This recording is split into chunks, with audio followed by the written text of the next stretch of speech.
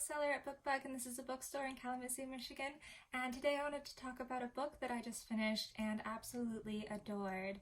It's called The House in the Cerulean Sea by T.J. Klune. This book is full of warmth and positivity. It was so heartwarming, and it was the perfect read to counterbalance the stress and anxiety that, I've been going through, and I'm sure a lot of other people have as well. It's an adult fantasy novel that has the essence of 1984 and Brave New World sort of mixed in with Miss Peregrine's Home for Peculiar Children and Good Omens also. If you like the mini-series of Good Omens on Amazon, then I think you will absolutely love this book, and especially its love story. So basically the premise is that there's magical beings exist. This is a world where there are people who have tails or wings or feathers, but it's highly regulated in sort of a dystopic way. So there's also these signs everywhere that say, like, if you see something, say something. And, there's a lot of prejudice about being a magical being that isn't great. So that's our world, basically, that we're living in. And our protagonist is named Linus Baker, and he is a middle-aged man, sort of middling in the waist. He's lives alone with this cat that doesn't really like him and a neighbor who's kind of verbally abusive to him. And he's incredibly lonely, but he doesn't really realize it. Linus is a caseworker for this government agency called the Department in Charge of Magical Youths, and basically his job is to go to orphanages that house magical children where there's been a complaint, and he is to interview the children and observe and analyze and then write a report saying whether or not he recommends that the orphanage should stay open or not. He's been doing this job for 15 years. He's had no upward mobility. He is sort of set in his ways, doing the exact same thing every single day. And one of the main things that they try to tell him, or they try to teach him, is like, you're not supposed to get involved. You're here to observe. You can't be emotionally compromised, so keep your distance. Don't get involved.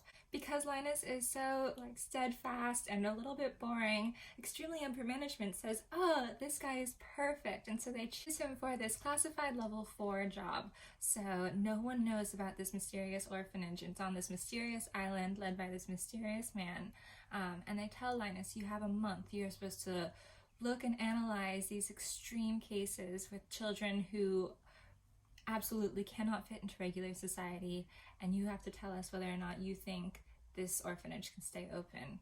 And there's this sort of hint, like, the man who's entrusted in charge of these children, he's who we want you to be watching. Is he fit to be taking care of these children? And there's kind of this hint that maybe they don't want the answer to be yes.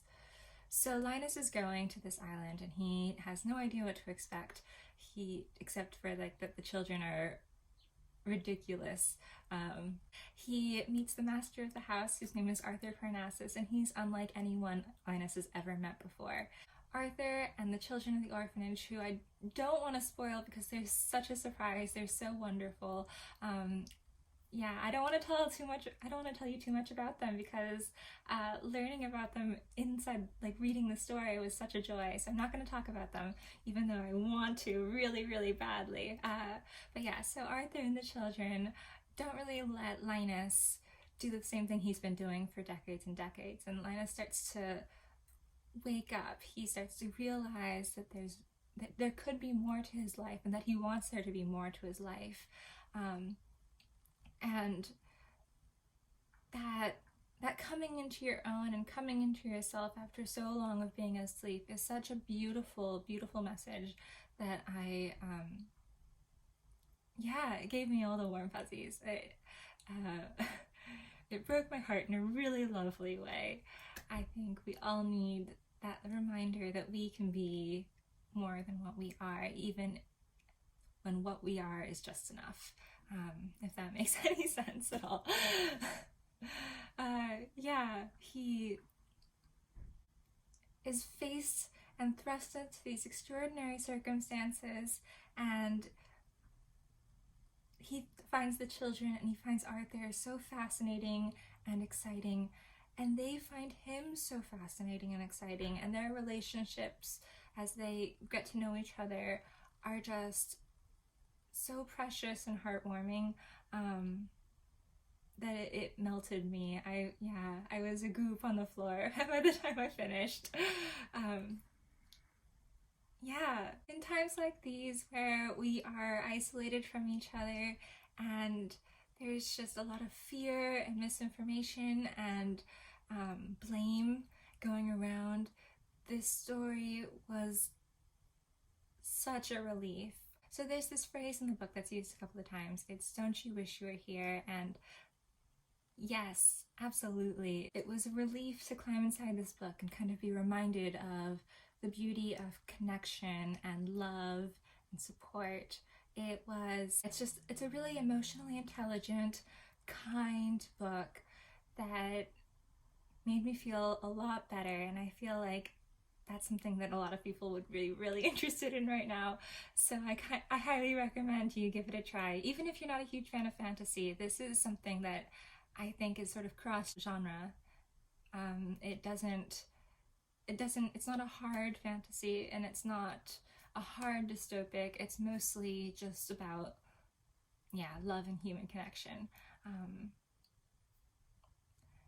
So if that sounds like something that you could do with right now, just a quick reminder, this is the title, The House in the Cerulean Sea by T.J. Klune.